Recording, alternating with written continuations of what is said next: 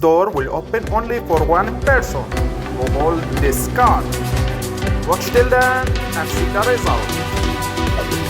Only one card can open this door, and the system decides everything in less than a second.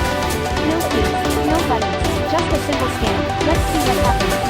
First card, scan it, access denied. The system immediately rejects it. Second card, same result. Still denied. So what exactly is the system looking for?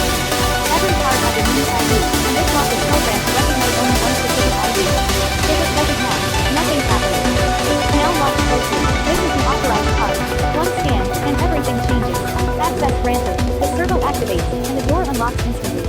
Behind this is a full system I built using Arduino, an RFID module, a servo motor, and an LCD display. The RFID reader captures the card's unique code. The Arduino compares it with the stored authorized ID, and then decides in real time whether to allow or block access. The LCD shows the status instantly, so you always know what's happening. This is the same technology used in real-world access control systems, office security doors, and smart home assist systems. Simple components, but powerful real-world applications. What makes it interesting is how fast it reacts. Scan a card, the system is maintained, and the system responds without any delay. Imagine it on your room, your lab, or even your home floor. A fully automated smart lock system that only allows the people you choose. So here's the question, will you trust a system like this for your security?